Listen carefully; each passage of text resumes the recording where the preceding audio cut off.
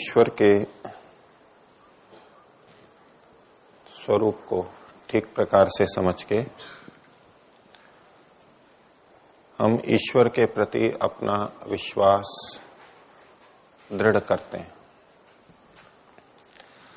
यदि परमात्मा का स्वरूप ठीक प्रकार से नहीं समझा गया या विपरीत समझ लिया तो ईश्वर के प्रति पूर्ण विश्वास नहीं हो पाएगा और उसमें त्रुटियां भी हो सकती हैं। त्रुटियां ऐसी भी हो सकती हैं कि ईश्वर के प्रति अश्रद्धा होना प्रारंभ हो जाए, ईश्वर विश्वास में कमी होती चली जाए। पीछे हमने बहुत से विषयों को देखा जो ईश्वर को स्वीकार नहीं करते, पहले मानते थे और फिर छोड़ दिया। उसके पीछे बहुत से ऐसे कारण हैं कि ईश्वर का स्वरूप इस तरह से प्रस्तुत किया जाता है कि जो उनको युक्ति संगत प्रतीत नहीं होता, गलत ढंग से प्रस्तुत किया जाता है, तो वो फिर स्वीकार नहीं कर पाते। तो ईश्वर को ठीक प्रकार से समझने में एक महत्वपूर्ण बिंदु है उसकी न्यायकारिता, कर्मों का फल देना। परमात्मा किस तरह से हमें कर्म फल देता है, कितने देता है, इसका यदि ठीक स्वरूप हमारे मन में हो तो ईश्वर के प्रति उठने वाली बहुत सारी आशंकाएं जो किसी भी आस्तिक के मन में भी उठ जाती हैं वो नहीं उठेंगे।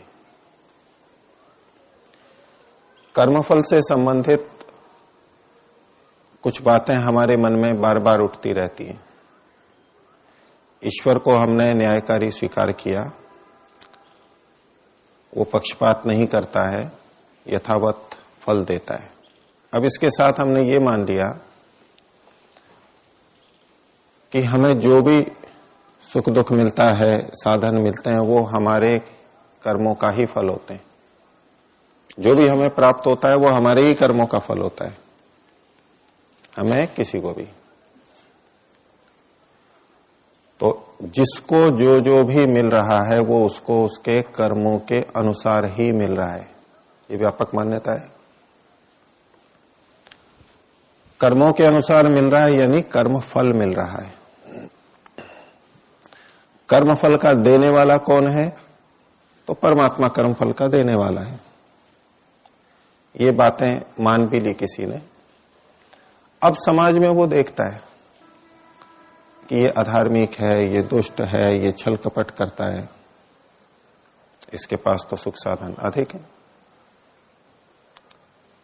धार्मिक है, मेहनती है, वो अभावों से भी ग्रस्त देखे जाते हैं। संपन्न भी होते हैं लेकिन अभाव से भी ग्रस्त देखे जाते हैं, उतना उनके पास नहीं होता। पद प्रतिष्ठा के लिए भी ये बातें लग जाएंगी। तो ईश्वर है, न्यायकारी है, धर्म का फल सुख, सुख के साधन होते हैं, अधर्म का फल दुख, दुख के साधन होते हैं। ये बात ठीक होते हुए भी साथ में जोड़ दिया जो कुछ भी हमें मिलता है वो हमारे ही कर्मों का मिलता है, कर्म से अधिक भी नहीं और कर्म से कम भी नहीं, कर्म के अनुसार मिलता है। और जो भी फल मिलता है वो परमात्मा देता है। अब ये किसी ने मान रखा है सारा। इसमें कुछ बातें तो ठीक है और कुछ बातों के अंदर दिक्कत है। तो प्रश्न उठेंगे, बार बार उठते रहते हैं, हर किसी के मन में उठते रहते हैं। लेकिन उसे यह दिख जाता है कि यहां तो अव्यवस्था है, दुष्ट अन्यायी अत्याचारी भी बहुत बढ़ते हुए दिखते हैं, न्याय तो दिखाई नहीं देगा। जैसे कर्म है आज लोगों के वैसा तो दिखाई नहीं देता। तो या तो वो ईश्वर को मानना छोड़ देगा। यदि ईश्वर होता तो यह अन्याय नहीं होता। अपने साथ देखता है, दूसरों के साथ देखता है। अगर ईश्वर है होता तो अन्याय नहीं होना चाहिए था, लेकिन अन्याय तो हो रहा है, व्यवस्था तो नहीं है। तो इसका मतलब है ईश्वर नहीं है, ये वैसे ही मान रखा था लोगों ने। इस तरह बहुत से लोग चले जाएंगे। अथवा वो ये कहेगा कि ईश्वर है भी, तो यदि वो न्याय नहीं कर सकता तो उसको क्यों माने हम? परमात्मा के रहते हुए भी ये अन्याय अत्याचार हो रहा है तो उसको क्यों माने हम? जो होगा तो होगा, मानने की जरूरत नहीं है ऐसे ईश्वर को। इस तरह भी वो परमात्मा से दूर हट जाते हैं, ये भी एक नास्तिकपना है। अथवा जिनके मन में इतना दृढ़ है कि नहीं ईश्वर को तो मानना ही है, मानता ही रहेगा, तो फिर वो ये सोचता है कि जो कुछ हो रहा है वो हमारे कर्मों के अनुसार ही हो रहा है। और जब ये मान लिया कि कोई भी आ रहा है दुख तो परमात्मा ही दे रहा है, हमारे कर्मों के अनुसार ही दे रहा है, तो उसका वो प्रतिरोध करेगा या नहीं? ईश्वर भक्त है तो नहीं करेगा। जब परमात्मा स्वयं मुझे दे रहा है, इन लोगों के माध्यम से दे रहा है, मेरा फल है, मेरा कर्म है तो मेरे को अवश्य मिल जाएगा। अगर मेरा नहीं है तो भले ही कोई आतंकवादी सामने आके गोली भी चला दे तो भी गोली इधर उधर से निकल जाएगी, मेरा कुछ नहीं बिगड़ेगा। अगर मेरे बुरे कर्म नहीं है तो उसकी चलाई हुई गोली मेरे को लगी है, इसका मतलब है मेरे बुरे कर्म है। तो जाको रखे साइया मार सके न कोई, तो ऐसा भी सोचते हैं। तो अब अगर ये हो गया तो उसको क्या विश्वास है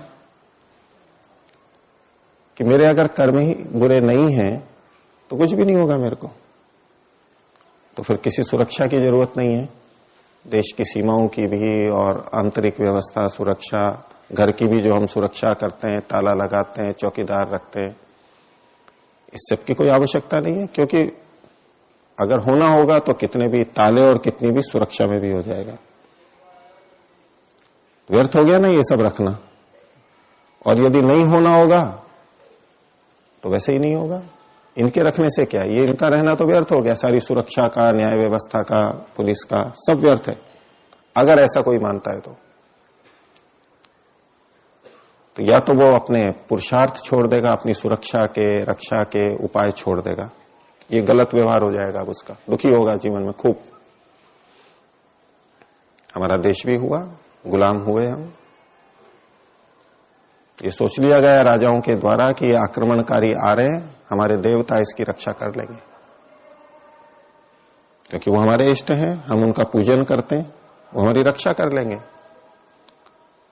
राजा थे, क्षत्रिय थे, लेकिन उनको सिखाने वालों ने ये बोल दिया कि यदि आप अपनी सेना लेके जाओगे तो इसका मतलब है आपको अपने देवता पर विश्वास नहीं है।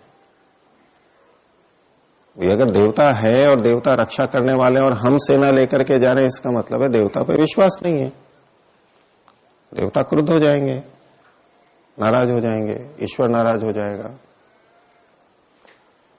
तो ईश्वर रक्षा करता है, उसी के ऊपर छोड़ देंगे, सेना ही नहीं गई।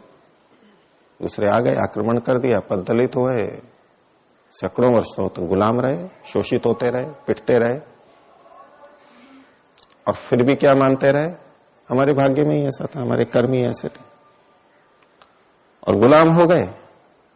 अब ठीक है, कुछ लोगों ने देश को स्वतंत्र करने के लिए कार्य किया, तप किया, बलिदान दिया, पता नहीं क्या क्या सहा, क्या क्या त्याग किया, क्या क्या घर छोड़ा, सब कुछ किया। बहुत कुछ जो थे वो तो जिन्होंने किया उनके आधार पे हम स्वतंत्र हो गए।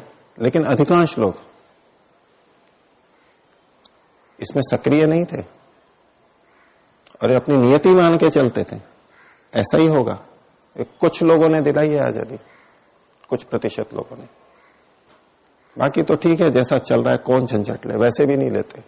कौन अपने परिवार को छोड़े, कौन अपने परिवार पे आफत लाए, कौन अपने बच्चे का बलिदान करे, वैसे भी और यूं भी कि भाई जो लिखा है वो होगा। अब ये एक बात छोटी सी है, लेकिन सदियों तक हमारे को इसकी हानि उठानी पड़ी। वैदिक सिद्धांत से हम विपरीत गए और सदियों तक हम गुलाम रहे। भारत दुष्प्रभाव, आज भी बहुत दुष्प्रभाव है इस बात का। तो जब हम ये मान लेते हैं कि परमात्मा के अनुसार जो होना है वो होगा, हमारे को करने से क्या, तो हमारा पुरुषार्थ, हमारा यत्न कम हो जाता है। जबकि वेद कर्म के लिए ही कहता है, ईश्वर का आदेश भी कर्म करने के लिए है। गीता को इतना मानते हैं, वो कर्म करने के लिए कहते हैं। हमारे महापुरुष राम और श्री कृष्ण युद्ध करते हैं खुद जा करके, लेकिन उनको मानते पूछते हुए भी वो कर्म की बात हमारे मन में नहीं बैठती उनकी। हम ये सोचते हैं तो होगा जो होगा, वो आकर के रक्षा कर लेंगे, अपने आप हो जाएगा।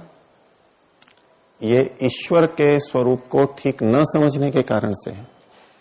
पीढ़ियों की पीढ़ियां बर्बाद हुई हैं, हानि उठाई है, पिछड़ गए हैं।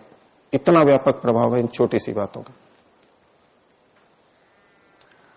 तो यदि ईश्वर ही सब कुछ कर रहा है तो हमारे प्रयत्न समाप्त हो जाएंगे। तो ईश्वर का हमारे को जो कर्म फल प्रदान करने का स्वरूप है, वो यदि हमारे को स्पष्ट नहीं है तो भ्रांतियां होंगी। और आज तो खैर हम स्वतंत्र हैं जितनी भी सीमा तक, फिर भी ईश्वर के बारे में बहुत सारे प्रश्न कर्म फल के बारे में अस्पष्टता के कारण उलझे रहते हैं और बहुत लोग नास्तिक हो जाते हैं, ईश्वर के प्रति अविश्वास रखते हैं। तो कर्मफल की कुछ बातें आपके सामने मैंने पहले रखी थी, केवल दोहरा देता हूं।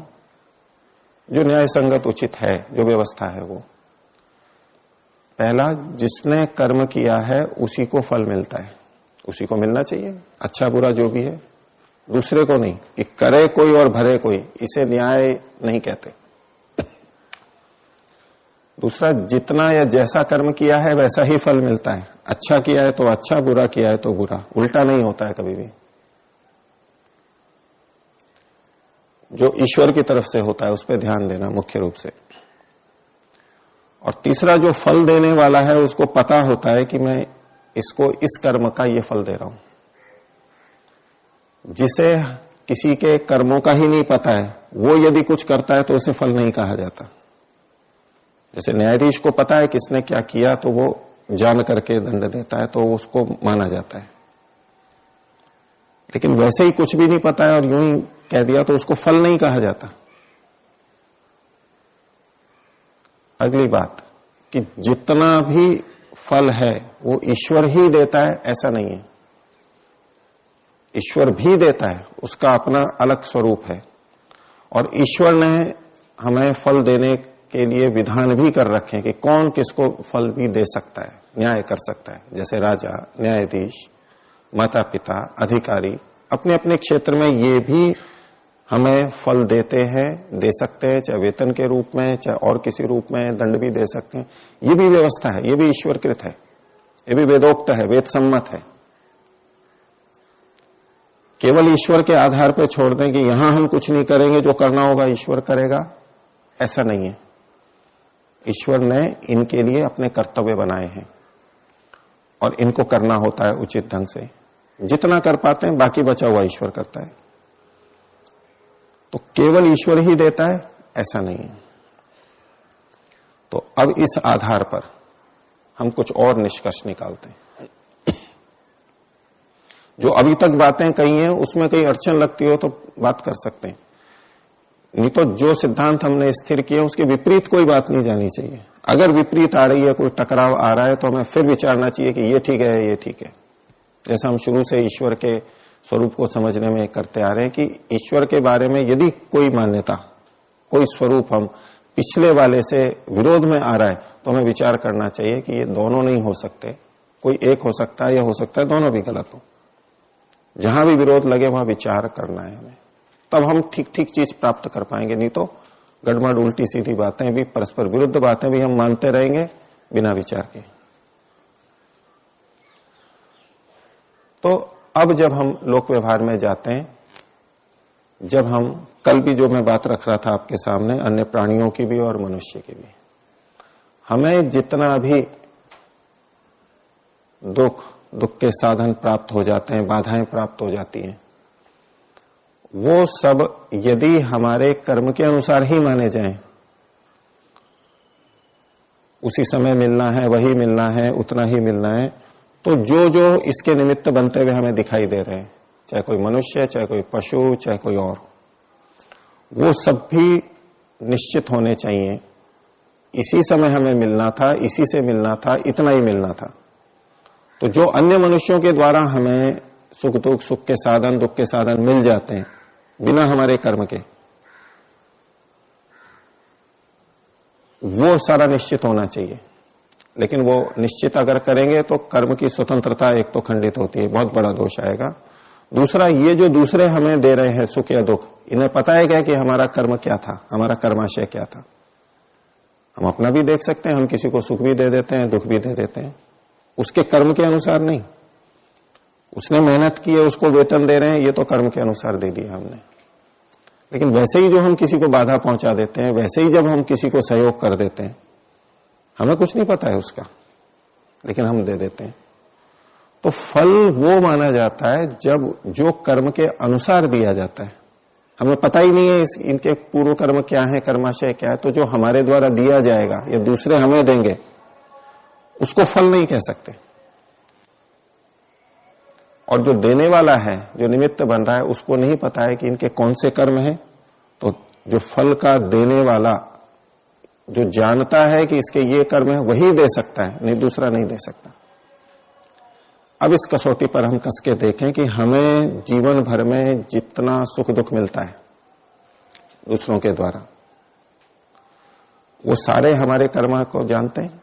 नहीं जानते, तो उसको फल नहीं कहते, उसको फल नहीं कहेंगे। तो क्या कहेंगे, ये विचारने की बात है, और उसमें न्याय व्यवस्था कैसे बन रही है वो भी विचारना है।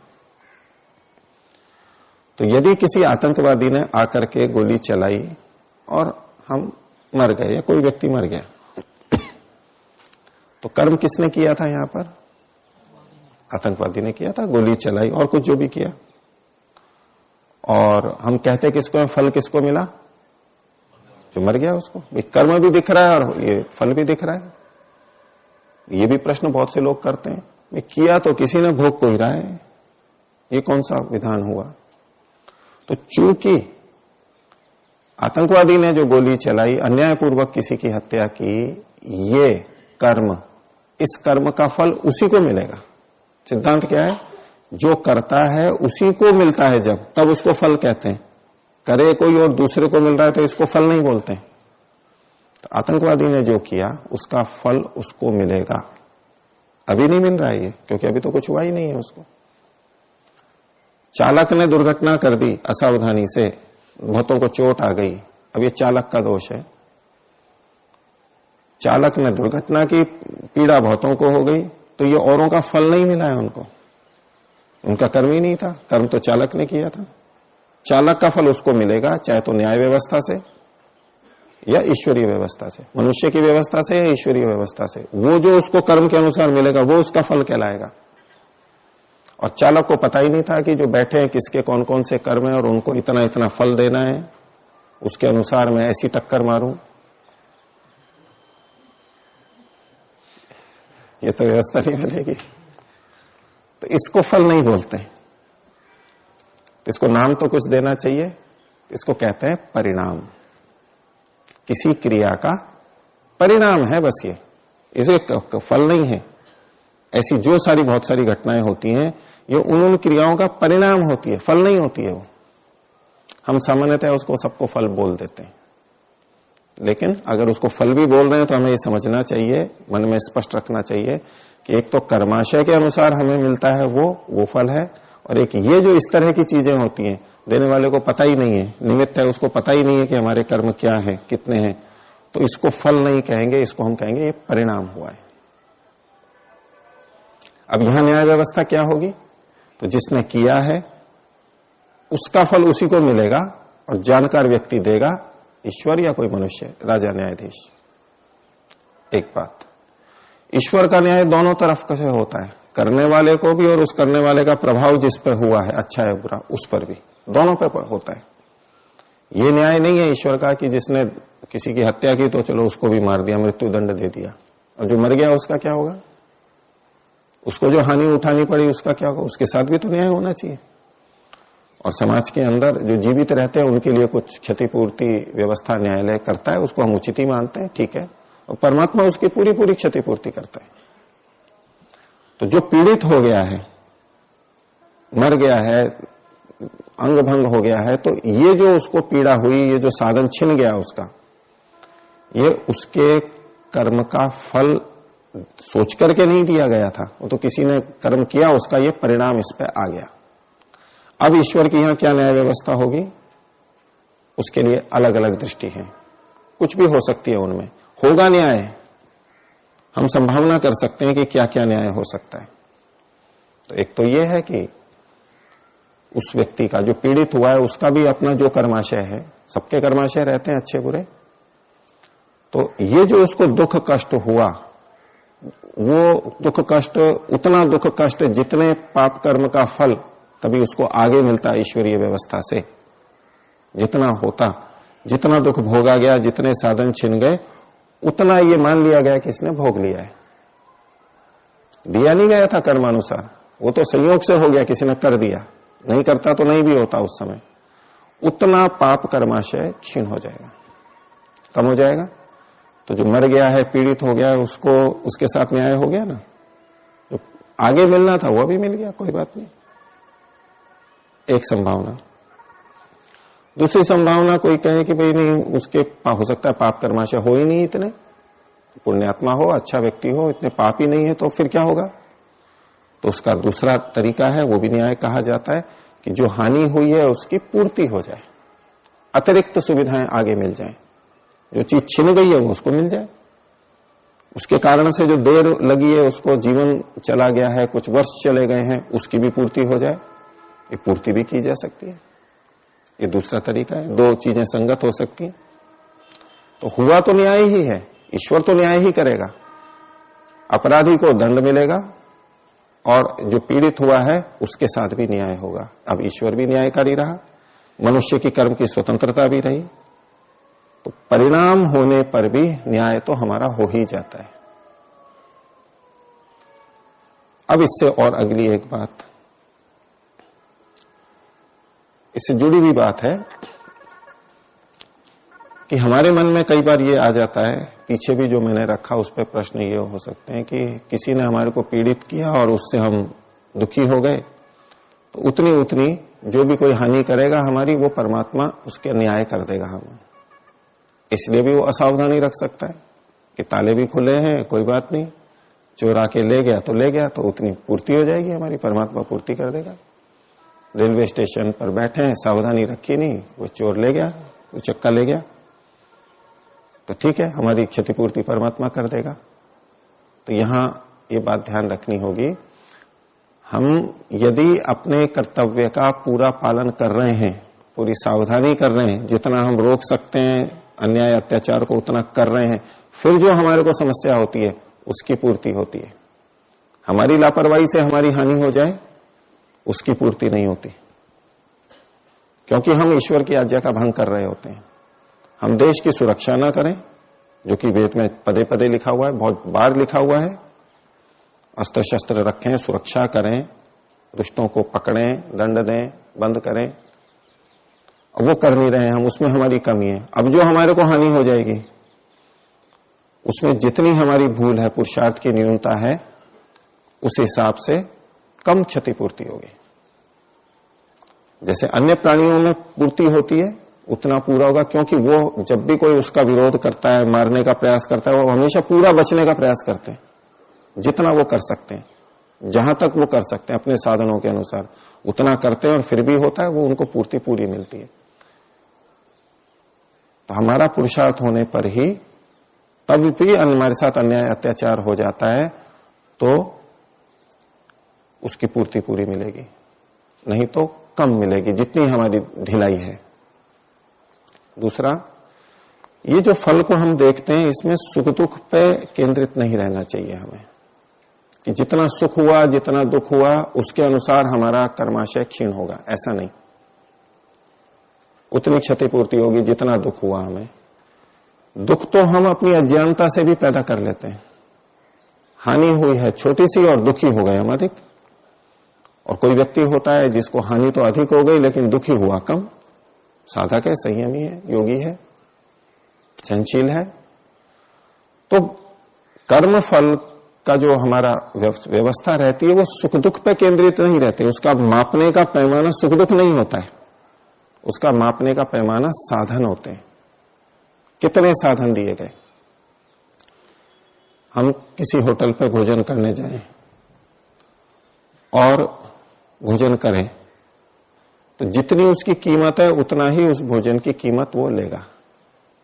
ये इस बात पर निर्भर नहीं करता कि हमारे को कितना स्वाद आया, कितना हमने सुख लिया। हम उसको बिखेर भी सकते हैं, गिर दिया तो गिर दिया, पैसे तो उतने ही लगेंगे। हमने आधा खाया, आधा छोड़ दिया, तो पैसे तो उतने ही लगेंगे। हमने एकाग्रता से खाया, खूब स्वाद लिया, खूब अच्छी तरह पचा और खूब शक्ति आ गई, तो भी पैसे उतने ही लगेंगे। मन इधर उधर है, बिना स्वाद के खाया, जल्दी जल्दी खा लिया, पचा ठीक नहीं, पोषण अधिक नहीं हुआ, बल अधिक नहीं मिला, तो भी पैसे तो उतने ही लगेंगे। खाने के बाद में उल्टी हो गई हमारे को, तो भी पैसे तो उतने ही लगेंगे। हमने कितना सुख दुख भोगा, कितना उपयोग लिया, ये एक अलग बात है। उस पर निर्धारण करेंगे तो ये दंड व्यवस्था नहीं बनती है। जाति, आयु और भोग ये फल के रूप में देखे जाएंगे। जाति हमारे को शरीर मनुष्य आदि मिले, आयु जितना समय मिला, और भोग जो भोग के साधन मिले, इस पे निर्भर करता है। तो अब किसी ने हमारे साथ अत्याचार किया, हमारे 100 रुपए ले लिए, 1 लाख रुपए छीन लिए, 1 लाख की हानि कर दी, तो जितनी 1 लाख पे हानि होती है उसकी क्षतिपूर्ति होगी। अब 1 लाख की हानि हुई, कोई बिल्कुल भी दुखी नहीं हुआ, तो उसका ये मतलब थोड़ा ना कि उसकी क्षतिपूर्ति नहीं होगी। उसकी 1 लाख जितनी ही क्षतिपूर्ति होगी। और किसी का 1 लाख हानि हुई और वो 1 करोड़ की हानि जितना दुखी हो गया, तो उसको 1 करोड़ नहीं मिलेंगे। ये न्याय भी नहीं है। ये जो सुख दुख है ये काल्पनिक है, हमारे अज्ञानता के कारण है। इसलिए सुख दुख के आधार पर फल का निर्धारण नहीं होता। ये भी एक महत्वपूर्ण बिंदु है। हमारे को ये शरीर मिला कि जितने पुण्यों से हमारे को मिला, जितने पाप पुण्य से वो मिल गया। अब इस शरीर से हम कितना सुख भोगते हैं और कितनी प्रगति करते हैं, इसके आधार पर पाप पुण्य नहीं खर्च होंगे हमारे। अगर हमने इस शरीर को पाकर के भी बिल्कुल व्यर्थ कर दिया तो भी उतना खर्चा हो गया हमारा जितना लगना था। और हमने इसको पाकर के इसमें बहुत कुछ उन्नति कर ली, तब भी हमारा उतना ही खर्चा हुआ, कर्माशय का बराबर ही होगा, उसमें अंतर नहीं आएगा। तो जो कर्मफल, कर्म को जानता है वो फल देता है, तब तो उसको फल कहलाता है, तब तो वो फल कहलाएगा। वैसे ही कोई दे देता है तो ये फल नहीं कहलाता, ये परिणाम कहलाता है।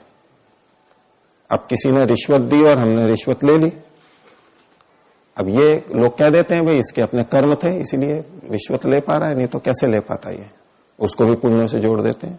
ये नए कर्म है, उसने दी, हमने ली, अन्याय किया उसने भी और हमने भी, आपस में ले लिया, दूसरों की हानि की, ये नया कर्म है।